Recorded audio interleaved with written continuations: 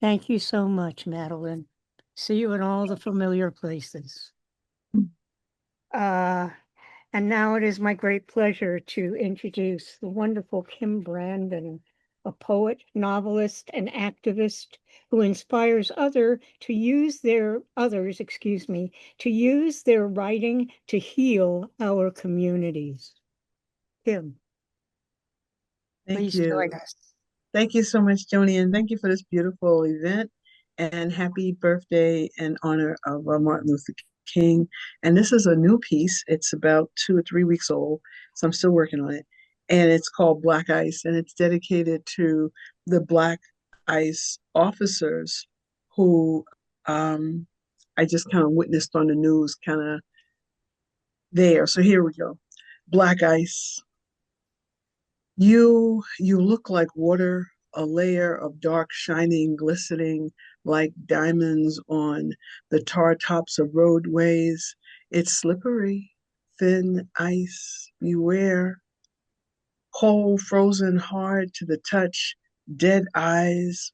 Pull, push, and punch.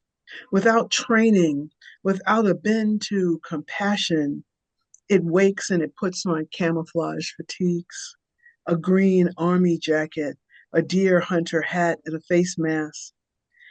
You know just how to unload automatic weapons on people without the password to safety. You have permission, state permission, to take a back seat to pray, to bring just enough scare for illegals, but not enough heat to melt any ice colored ice cubes. This is what Black Ice does to feed and clothe his own, to pay their rent. Even in camouflage, Black Ice is not white enough to be safe, if only for the time the state has sanctioned his open carry, but not to point this gun up the command line. No police kneading on his neck or hands around his throat.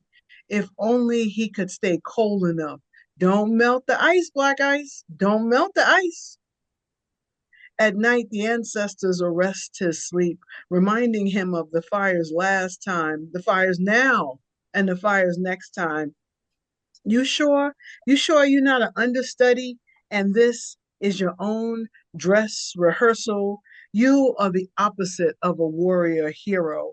You accost prey today, but tomorrow it will be your black ass.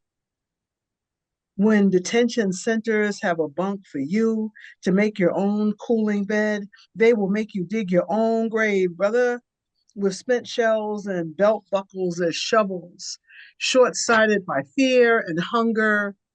Your daughter has a price on her head. You are tired, twisted up economically with all this new money they pay you.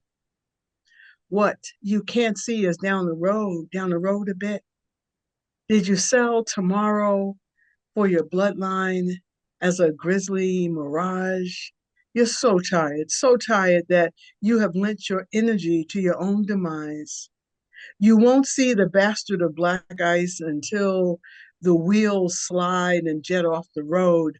Your vehicle slips over and crashes, and you are called a traitor for not making America great again.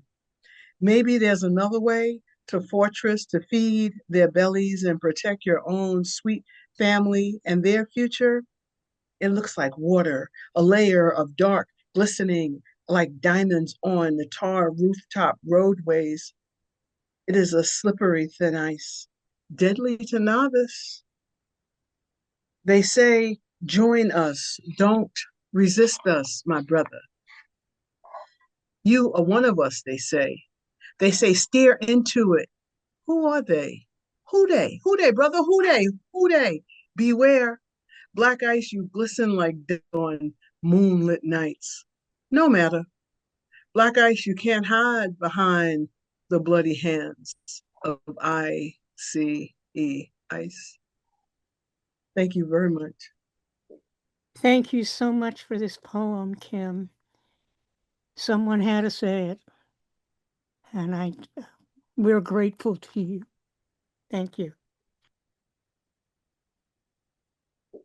Um, oh boy, did I lose my place? Patricia Kerrigan. I'm Okay. next. Patricia Kerrigan, how can I lose you? Oh, wait a minute. Oh, here you are. Here you are, my darling. Welcome. Welcome. So glad you're here. Patricia Kerrigan, Trish, wrote Angel Fire, Alien Buddha Press, Meowku? Is it Meowku? Yes, it's a haiku book. I love that.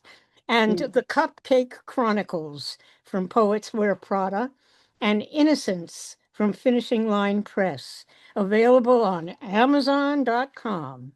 She's editor of Sense and Sensibility Haiku Journal and curator, editor-in-chief of Brownstone Poets, Brooklyn, New York. And when you're finished reading, please put the your URL in the chat for people to be in touch with you. Oh, I'll just leave my my email. All right. Okay. Mhm. Great. Okay. Thank you. Please Okay. hit us with your wisdom. Okay. 2 poems, one long, one very, very short. Saying goodbye. They say your numerals ended a cycle that started in 2016. You brought completion, endings, and transformation. But people still hate you beyond the stroke of midnight, me included. We burn our calendars, curse the days that passed. Your numbers dissolve in unresolved anger. We enter a new year, but we question the never-ending wars, some bloodless, others by bullets or bombs. Our battles escalating, indelible blood paves the streets. Devastation, whether loud or silent, physical or psychological, share the same cry. Our pain wears many colors, shapes, and sizes. A cycle still immersed in bitterness, the loss of life, love, health, a home, a job, money, friendship. Hope on its final lifeline calls me on this January night.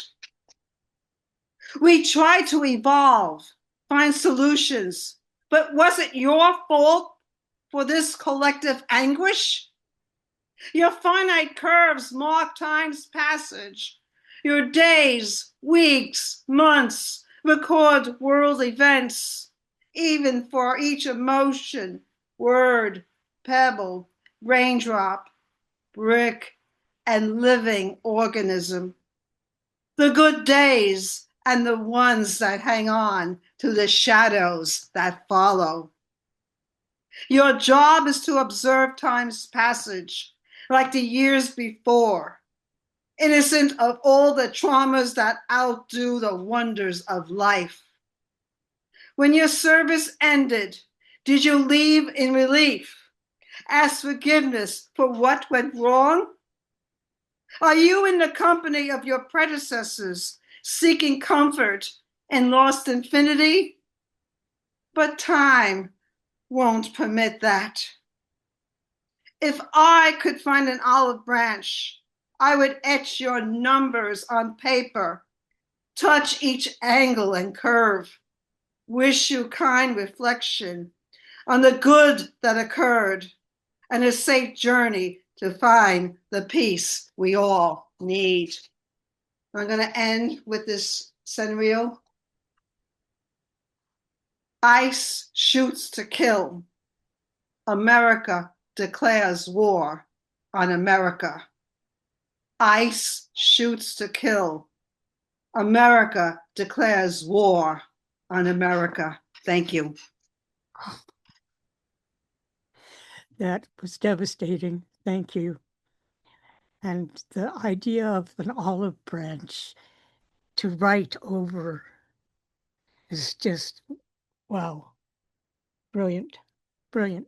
Thank you. I now have the pleasure of introducing the one and only Lorraine Corelli, New York, USA Lifetime New Beat Generation Poet Laureate. She is the executive director for Poets Network and Exchange and the Bronx Book Fair. She's widely anthologized and a multi-awards recipient. Lorraine, please join us on the screen. Okay. Bring us your beautiful face. Hello, good to see Giving you. honor, thank you. Giving honor to ancestor Martin Luther King. Thank you, Joanie, Larissa, Audrey, Dorothy, and Elizabeth. I'm going to read one poem. It's in 5 sections, 5 short sections. 1, War and Repulsion. This is an unapologetic poem, a truth poem. War's ugliness will not disappear with the turn of an uncomfortable head. War is brutal, vile, and cruel in all of its manifestations. This poem holds my repulsion, the stench of vomit, rotting flesh, and refuses the narratives of liars and monsters. I am so fucking fed up with power-thirsty, hungry, evil, chest-beating, cowardly bastards, sending babies birthed from love's wombs to war. Nothing civilized about war and resulting death. Blown up bodies, the suffering screams of family and friends. There is nothing victorious, courageous, holy, nor heroic in the unrelenting agony of the breaking hearts of mothers and fathers. Parents receiving corpse identified by DNA from rescued teeth and bone fragments. War medals will never replace a beating heart. My eyes are swollen with tears and mourn the deaths of babies born and unborn, the deaths of parental prayers, dreams, and hopes, mothers and fathers praying for peace to live, love, and provide for their families. God does not rejoice nor waste sacred prayers on the filth of monsters. Do not listen for beauty in this poem. There is none, only the splattered blood of the murdered, haunting every word. 2 lineages. Here breathes my lineage of honored freedom, holy liberators and survivors. Bella, my beloved enslaved grandmother. Herbert Daniels, my grandfather, and Annie Daniels, my mother. Hatshepsut of Egypt. Candace of Moreau. Amina of Hosalan. Helena and Saba Winga of Ethiopia. Ida B. Wells. Harriet Tubman. Fannie Lou Hamer. The Honorable Marcus Messiah Garvey. Maurice Bishop. Malcolm X, Patrice Lumumba, Dr. John Henry Clark, and Dr. Yusuf Ben Jacquanin. 3, love, war, and genocide. I am born from the lineage of blessed midnight women whose humanity had embraced your ancestors' suckling milk born to our black babies in wait. Your ancestors born and taught to dishonor with whip, ownership, rope, rape, and the selling of their own flesh and blood. I am from the lineage of women who coddled and cuddled your ancestors in their arms, singing songs of praise to our great I am, lifting up prayers for freedom under hatred's glare. The lineage of women believing their breast milk would birth humanity into hatred's curse. Told we are not human, do not love, are no better than animals, and do not feel the unbearable pain inflicted. Our women label whores. These are the names and myths employed to justify your ancestral legacy and daily war and genocide on black bodies. Who are the real savages? We are the human reminders and remnants of a house divided. Resiliency, number 4. We exist amongst those having no souls, integrity, justice, righteousness, and honor. Those having no respect for human, animal, sky, water, land. We welcomed you as neighbors, tortured, bathed, housed, and gave you food. Our reward, poison blankets, land theft, enslavement, and death. Our very breathing loathe. Your ancestral inheritance, hatred, paranoia, and fear of my righteous revenge. Our hours are not wasted plotting your death. Hear me. Our hours are not wasted plotting your death. Our survival demands focus and strategic navigation, always aware of our breathing, walking, loving, jogging, laughing, watching television, and sleeping in our beds is a potential death sentence. Our survival, reason for celebration. We love and live for ourselves and our future generations of descendants. 5, liberation's freedom. I am descended from the Alpha and the Omega, carved from God's rich black earth. My God's feet, the color of midnight, with hair the texture of lamb's wool. Freedom's warriors do not fight with fear hiding in their bellies. Listen, freedom's warriors do not fight with fear hiding in their bellies. My ancestors blessed me with life, and I owe them everything. I inherited their resiliency, strength, faith, love, protection, fight, joy, laughter, genius, creativity, voices, dreams, and hopes. Don't look for forgiveness, and we shall overcome in this poem. I said, don't look for forgiveness, and we shall overcome in this poem. Weak words spoken with your hopes of us not acting on our wrath. The courageous speak to free generational terror, silences, and trauma, to instill, call on memory, encourage, uplift, love, and empower, to impart all that our ancestors sacrificed for. We are a divine presence born of a rich legacy. This is an unapologetic poem, a poem of truth. Thank you.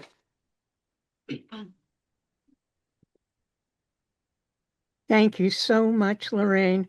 You have no idea, as you can see from the responses, this needed to be said and said so elegantly.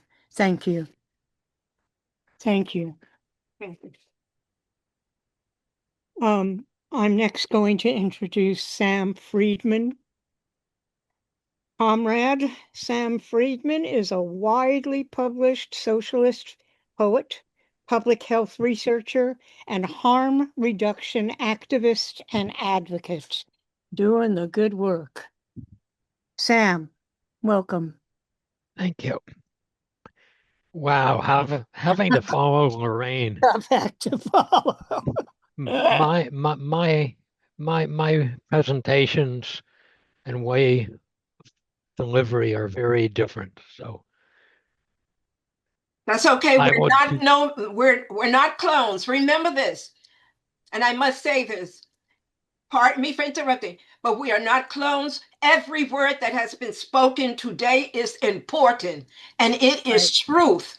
And I lift up those words. So what we are sharing, we're sharing from our hearts. So your words are from you, and they are valuable and appreciated. Thank you. To you, The Magnanimous. first poem is called Tyranny, a Fable Without Morals. And it was recently published in Second Coming, which is doing a poem a day during the Trump horrors.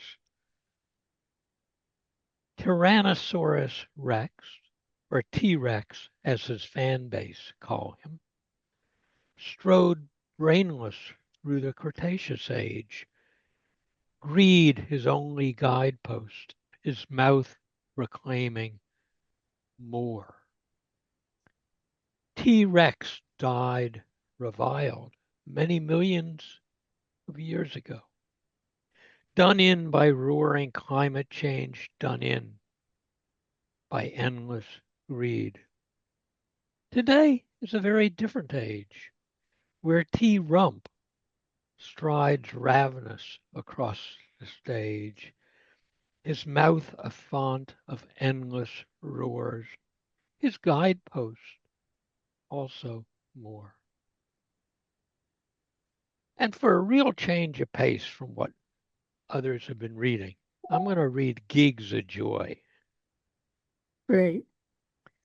And the epigraph is from Karl Marx's Critique of the Gotha program. After labor has become not only a means of life, but a prime desire and necessity. After the strikes, the seizures of roads and buildings, and after the massacres when Trump fought back, until the soldiers said no, and even the AIs said, fuck off. After revolutions became as epidemic as measles among babies of the Trumpire age, and after working people finally began to rule the world in place of bottom lines and the assholes who halved their needs, I traded in my deadhead 10-hour-a-day job for 3 gigs I now enjoy. In the morning, I work as a janitor at a local workers' council, cleaning floors and chatting with pals about how they're changing their workplaces and love their 3-hour gigs playing with machines. In the afternoon, I study the statistics of worldwide health and vanishing diseases at an office where I once studied deaths and ways to prevent them that no one would enact. We have made it into a gig now where we study the miracles that popular freedom and popular power are making real. In the evenings, I workshop with teenagers who want to learn liberation verse, to write epics about our revolution, and to find new forms to express how billions of people are transforming life from a veil of lonely tears to a mutual celebration of joy. Thank you, and may it come to pass. May it come to pass indeed. Very inspiring. Transforming light from a veil of tears. Yep. Thank you so much, Sam. I appreciate you. Unfortunately, Robert Galinsky was not able to make it today. He is out of town doing political things. So we cannot fault him for that. And we hope that he could come back at another point in time. But I do have I just feel so privileged to be hosting these poets that are reading in this cohort. You guys are knocking my socks off. And so to say, here comes Robert Heger, my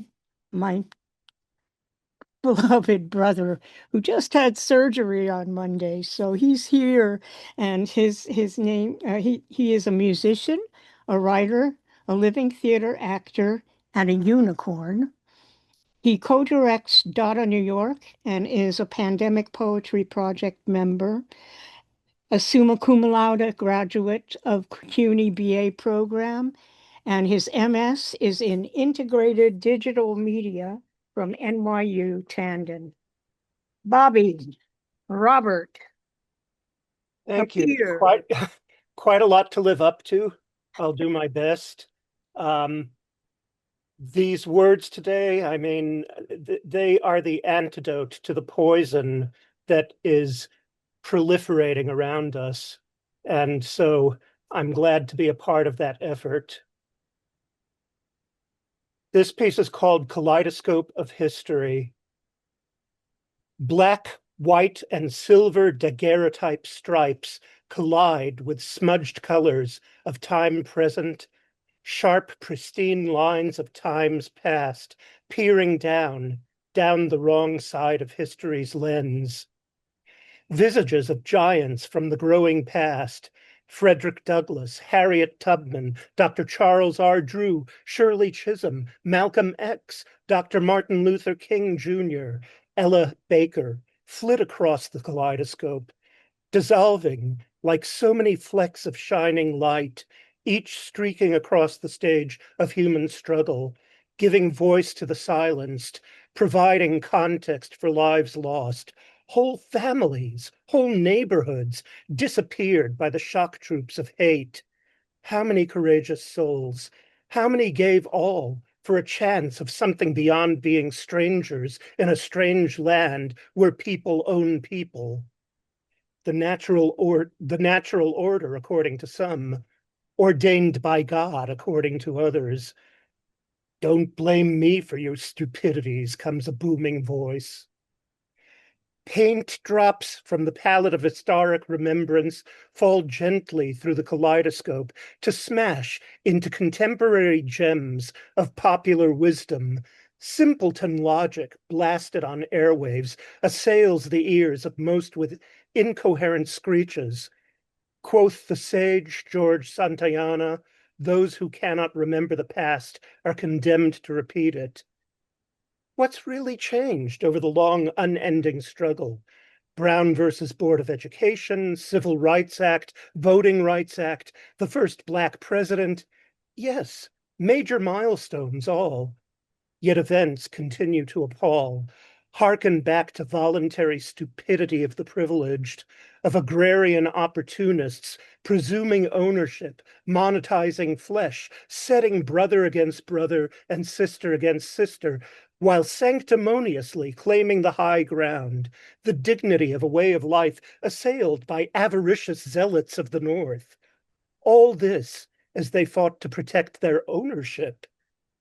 What's really changed? What's changed, really?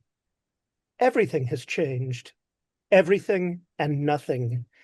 Second-class citizenship remains an over-choked domain filled with the stunted diamonds among the lowest caste. Is this a thing of the past? Does it cast a giant shadow on unfolding days? What disarms the fear of the ignorant in positions of power? Is it a thing of the present? So hard to know where the tides pool. The past cannot become the present. The present is not the past. One thing is certain. The invented monsters of the ethically bankrupt will not stand. They are as paper puppets. They will and must crumble.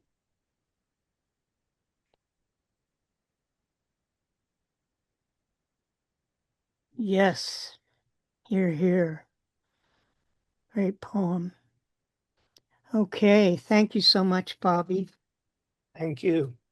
I'm quelling. For those of you who understand the word quell, they will and must crumble.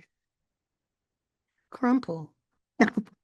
They can crumble too if they choose to do so. And now I want to introduce the wonderful, lovely Nancy Hoke. She lives in Brooklyn and is a member of her community garden. She's currently writing an article for the Independent DY, on what New Yorkers are doing to resist ice. Nancy, welcome. Nancy Hoke. I don't see Nancy in the participant. You don't. I Wow. believe Okay. she had actually mentioned that she would not be able to make today. Oh, I didn't see that. Yeah, it was Okay. in an email stream that I saw. Okay. All right. Well, you can be sure she's doing the good work because that's what Nancy does. I'm now very proud and privileged to present Hiram LaRue, whose poetry appears widely, and his most recent collection, More Than Anything, was published by Alien Buddha in 2025. His Poetry X Hunger initiative has raised $25,000 for anti-hunger causes.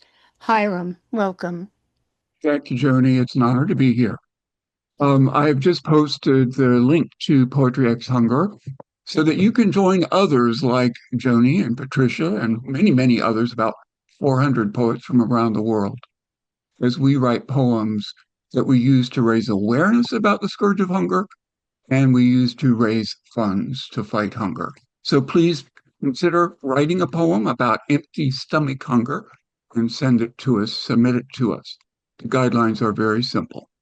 So I have two poems I'd like to share. The first one I read in just a slightly different voice. The title of the poem is Say Damn. Wet towels are nuts went where? Toenails got what? In a roundabout way, I'm asking you to shut up and vote. And I don't care what squirts or how Auntie Boo lied or why treats is. Because if there's one thing I know besides my bladder, it's history and how pitiful it's history and how pitiful, stupid retelling it can be. So do as I say, and damn it, X that box extra good like I am. Then yes, go chew on some dimes if you want to. And the second poem takes a longer view, one that at least I need these days. It's titled Your Other Life. You will outlive you beyond all memories or lakes in bunches of grape and every raking tune and brimming you will be staying. You will outlive you again and again, as travelers know, as moss whispers, as rusty leaves blow through it. Yes, in every bundle of rain or trains in the hills, with every still alive, you will outlive you entirely behind closing eyes, behind all the tries, and as wide loves all wides, you will become eyes glowing. Thanks, Joni. Thank you, Hiram. Thank you so much.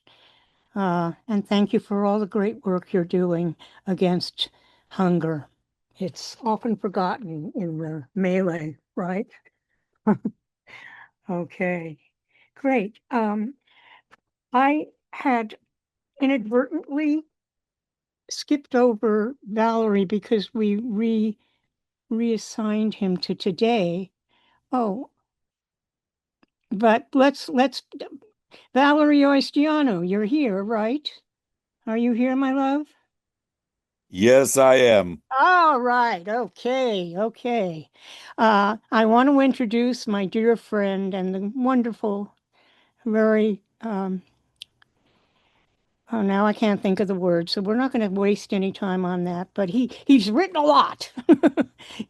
Prolific, the very prolific Valerie Oistianu, poet, writer, artist, born in the USSR, educated in Romania, adopted Dada and Surrealism as his life's philosophy, and he immigrated to New York City in 1972, authoring 19 poetry books, and has received 4 international awards, including the Acker Award for his jazzoetry, poetry, musical performances.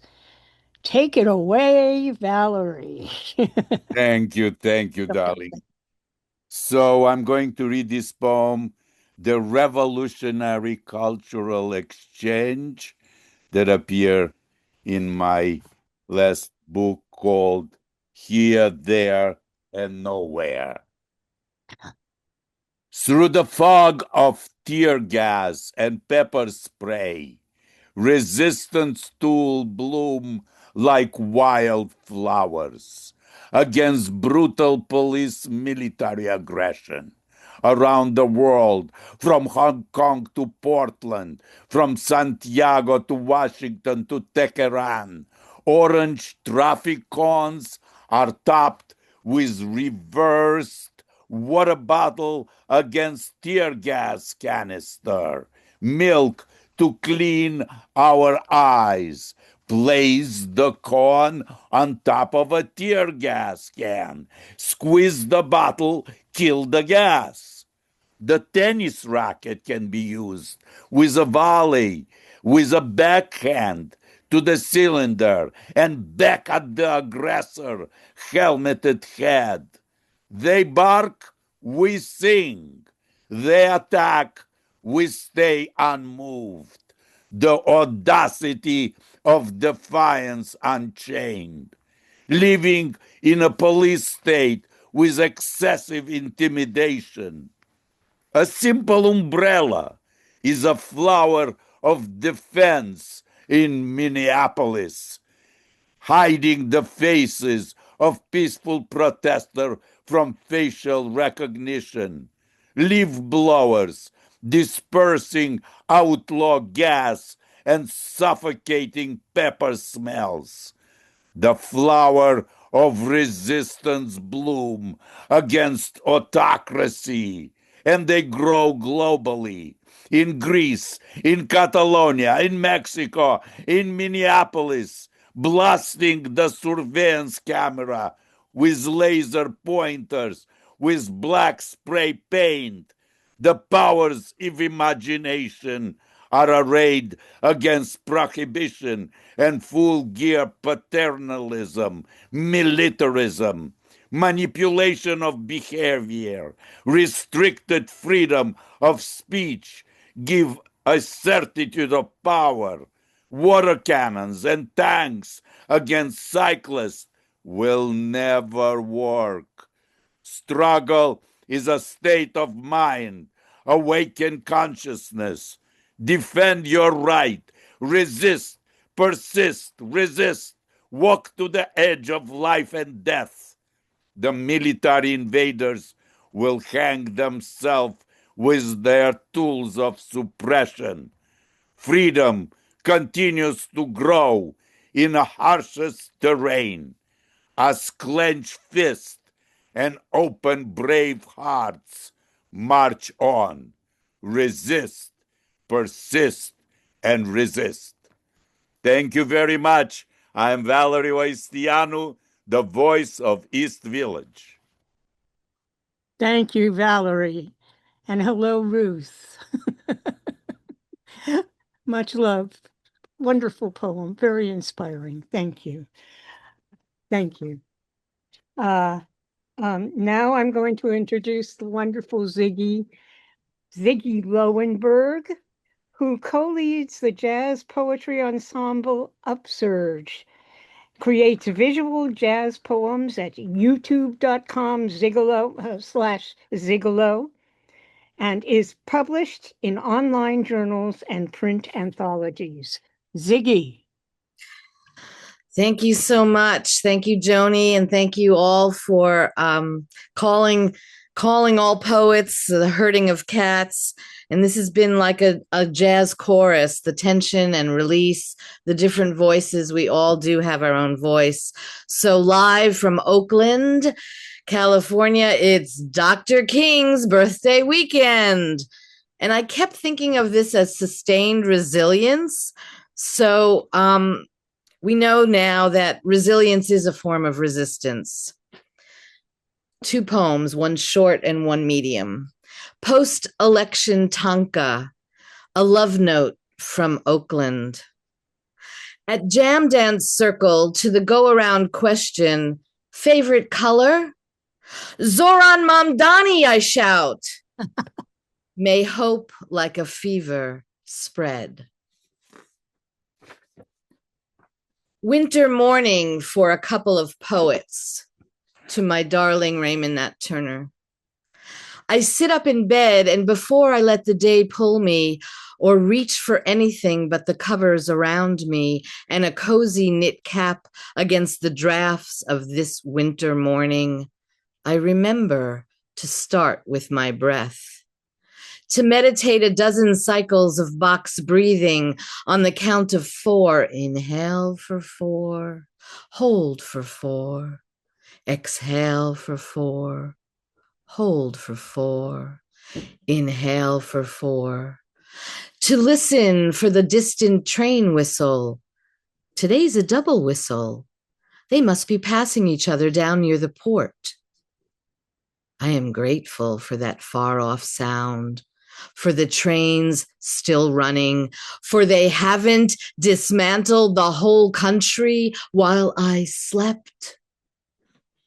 Every winter slumber is the length of 2 summer nights full with double blankets and cold noses, with his light snore at first, then the empty chill of an abandoned pillow.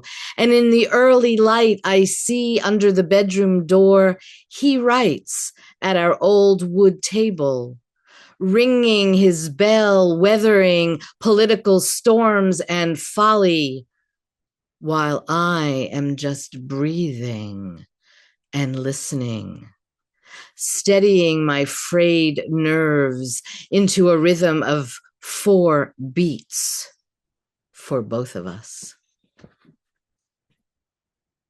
Thank you.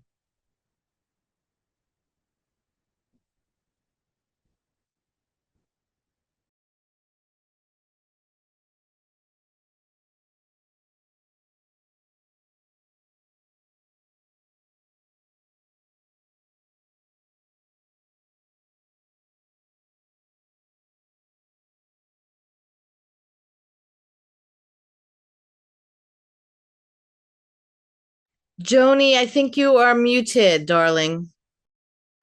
I don't, thank you, Ziggy. I'm saying that it is now 4:00, 4:01, and we would be closing at this point, but I have 3 more poems, wonderful poets to present, and I know you want to hear them, so if you can please indulge us in hanging in here with us to hear their voices, their wonderful, unique voices. And again, I thank every single poet who has appeared today for your spirit and your love and your energy. We need each other. I'd like to introduce now my dear friend KB Nemkoski. He is author of 3 books of poetry, including early exits from United Artists Books. And he's curating this year's Boog City's Poets Theater. So here. KB, welcome. Thank you. Welcome back. Thank you. Yes, that was the last one. Thank you. Honored to be with everybody. And I'll send info with the Poets Theater in the chat. But it's February 14th. This poem kind of skips through time, through various barbershops over time. It's called Male Pattern of Fascism. Flat Top Barbershop, Norfolk, Virginia, 1965. I am a 9-year-old man, a new member of the herd. Lord, let me be like them, sitting on their thrones. I want a bib too. I promise not to drink the blueberry liquid. I promise to be faithful to Aqua Velvet and to all brands of my gender. I promise I'll laugh at the right time in the group therapy of laughter.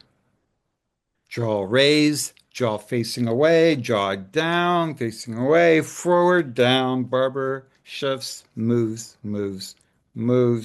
Barber's taking an inordinate amount of time combing the air above each bald spot. Talking war. What war, they ask. What? You think I need a shave? Buzz Cut, Astor Place Salon, New York City, 2003. Each had a globe. I never did like looking into a mirror. I go back into a trance looking at myself, looking back at me twice. Lured, not lurid, I say. No one believes our troops are being lured smack into the center of Iraq. Mr. Metro asks if I'm a military expert. Jaw raised, jaw facing away, jaw down, facing up, down. This is why we war, how we become Trumpers, how we become ICE agents, barbers combing the air above each bald spot. Thank you. Thank you.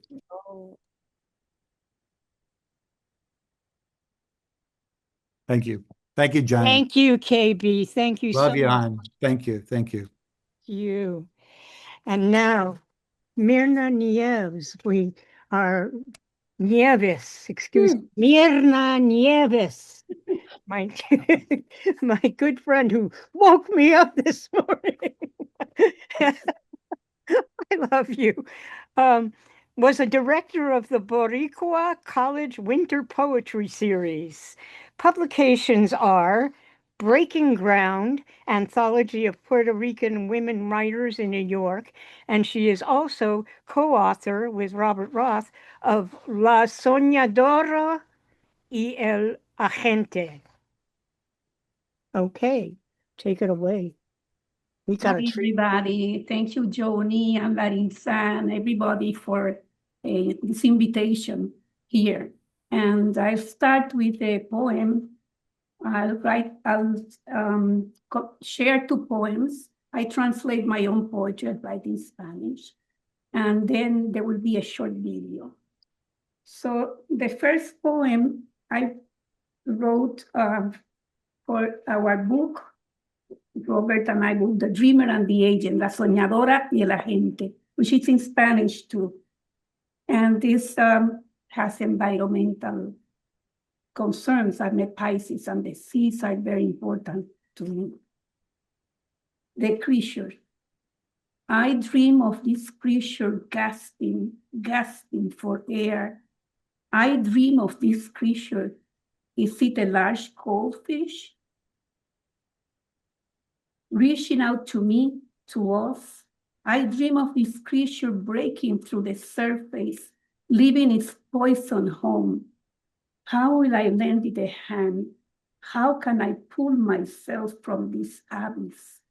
Wake up from the illusion, jump into its dream. Is this creature me, you? I dream of this creature that I embrace in the waters calling to us, over seaweed, trash, and distant stars.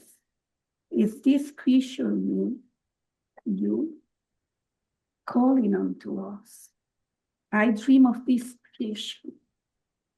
I dream of this creature. I dream.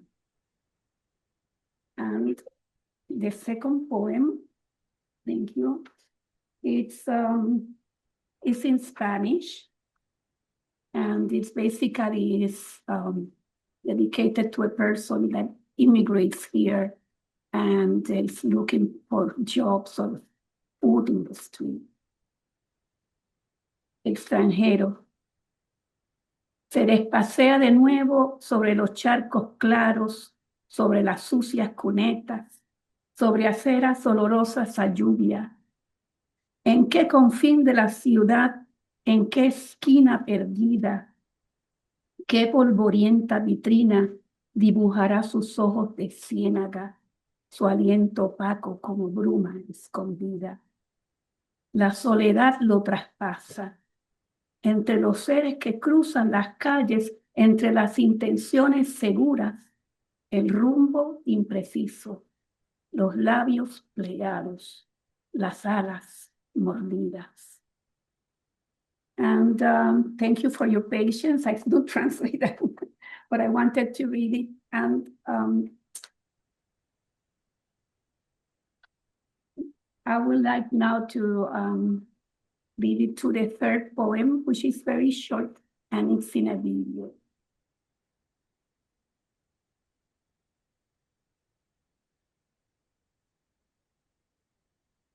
Joanie?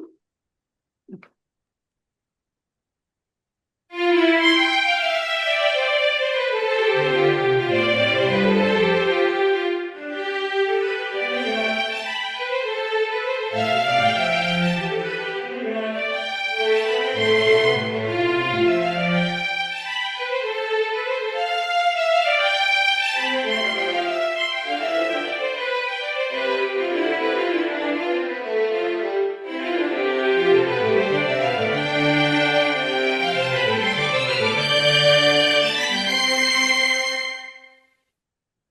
Wow. Beautiful. That didn't, that, anyway, thank you, Myrna. I look forward to see you again. And lastly, but not leastly, certainly, I wish to introduce my good friend. I keep saying my good friend, but these are all my friends. I'm so happy you're all my friends. Not all of you, but you know what I mean. Shut up, Joanie. Anyway, Marie-Claire Pichet is Professor Emerita of French at the University of Mount Sinai Vincent. Mount Saint Vincent. What am I talking? Mount Sinai Vincent. The Blending of Cultures, and co-founder, Anarchist Switchboard, New York, 1983 to 87. Claire is the co-founder and facilitator of Top Lab, Theater of the Oppressed Laboratory. Is, at the Brecht Forum, 1990 to 2016, and ongoing working with Top Lab. Claire, please join us. Hello, everyone. Well, Hi, thank you for inviting me. I'm really happy to be here and to have heard your poems. Today, I will be reading a poem, which is a choreo poem in 5 acts, but I will be reading it just my voice today, huh? It's called In the Storm. Every hit below the belt, one sharper than the other. Every ripping lash left her reeling and nauseous, breathless. Denial webbing her limbs and twisting her tongue like taffy. Releasing within her ever so gradually unassailable sounds. Holding patterns of old familiar tones rising in suspended time from deep molecular intimacy. An occupying force of violence, of voices that silenced hers. 2. Why are you occupying space? You have no right. Shut up, bite your tongue. It's all your fault. Who do you think you are? You always think you know better. Know your place. Cross your legs, bear your cross. You're too loud. You're too demanding. You don't know how to listen. You don't care about others. You only care about your own pleasure. Ball breaker. You've lost your mind. Everything you think has already been thought, only better. Nothing you do makes a difference. You're making a fool of yourself. People are always laughing at you. You're embarrassing. Aren't you ashamed? You're unworthy. You're sinful. You're evil. I know you better than you know yourself. You're nothing without me. Why aren't you kneeling? 3. Until one day, Rising at dawn to a desired moment of silence, she drew a deep sea breath and, weary of cacophony, remembered that the volume switch was at her worthy fingertips. Unwebbing her fingers as only she knew how, she turned the volume off. Enveloped in stillness, she looked intently outwards in each of the four directions and decided to go home. Just like that. Limbs loosened, she opened the door and stepped outside onto the cold earth. 4. There she stood, nowhere, yet somewhere not unknown, breathing in and out with ease, lips slightly open, listening to her heartbeat, a signature of time with slowly emerging notes. 5.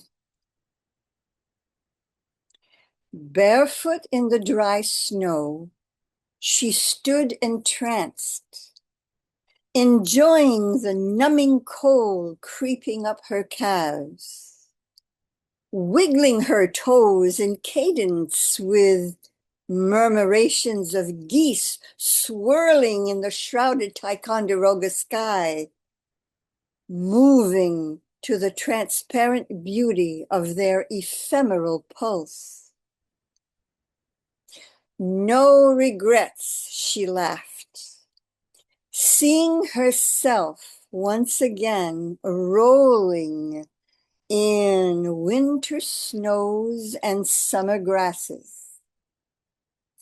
She knew she existed. Thank you.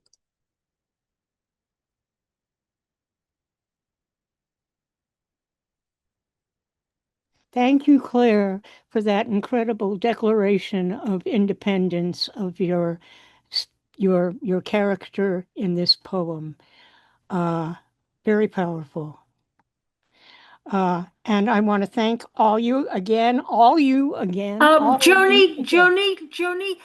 Yes, turning it back to you, darling. We skipped Chard de Nord, who is here. Are you able to read Chard? You're muted. Yes, I'm here. I would love to Oh, read great. just a few poems if that's okay. Please do. Let me read your bio. Chard de Nord is Professor Emeritus of English and Creative Writing at Providence College. He served as Poet Laureate of Vermont from 2015 to 2019. He lives in Westminster, West Vermont. Take it away, Chard. All right, thank you so much. I'll start with a poem. Just read a few. This is called Prophecy Against Those. They will grow asses' ears and stand like guards at the funerals of their own mothers. They will forget history as if it were a bad memory they can live without. They will become victims of their own crimes. They will confuse art with propaganda and advertisements. They will be devoid of human leaps and other lives. They will become famous for their towers. They will pass eye exams year after year. They will grow blind to others. They will cease from studying tragedy and find humor in violence. They will dress sharply and abuse women. They will deny their loneliness on the street and hone their wit. They will get ahead. They will have no literature. They will turn into boards with infinite splinters. They will misprise and misprize. They will see no connection between themselves and a hazelnut. They will destroy the earth with luxuries. They will recoil with disdain at poetry. They will take pride in their faithlessness and win at the table. They will do what they want and laugh at Orpheus. They will sew lids to their lids and carry knives to school. They will lose the mouth to their soul's great hunger. They will dream unceasingly of cocks crowing.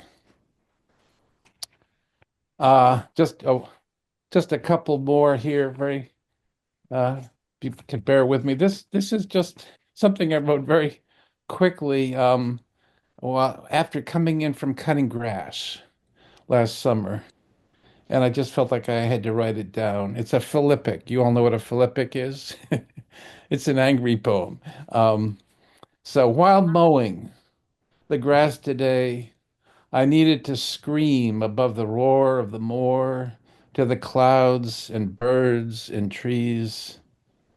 Donald Trump is a goddamn convicted felon, not to mention fascist, narcissist, sociopath, debtor, abuser, loser, and con man, whose tenure as president promises to dash any hope of feeling better ever. But didn't, because I knew that neither he nor Congress nor the justices he bought who pardoned him would ever do anything about it, since they hadn't already. So I just kept mowing until I finished and then went inside and screamed some more at the clock and cabinets and carpets. I would love to read quickly a final poem here by the wonderful poet Ilya Kaminsky. Do you all know Ilya Kaminsky's work? Yes. This is from his wonderful book, Deaf Republic, and this might be an appropriate poem to end with. We lived happily during the war. It's the first poem in the book. We lived happily during the war. And when they bombed other people's houses, we protested, but not enough. We opposed them, but not enough. I was in my bed around my bed, America was full. I was in my bed, around my bed, America was falling. Invisible house by invisible house by invisible house. I took a chair outside and watched the sun. In the 6th month of a disastrous reign in the house of money, in the street of money, in the city of money, in the country of money, our great country of money, we, forgive us, lived happily during the war. Ilya Kaminsky, the great Ukrainian poet who teaches now at Princeton. Thank you so much, Chard. Thank Joanie, you. did I cut off your thanks to your readers?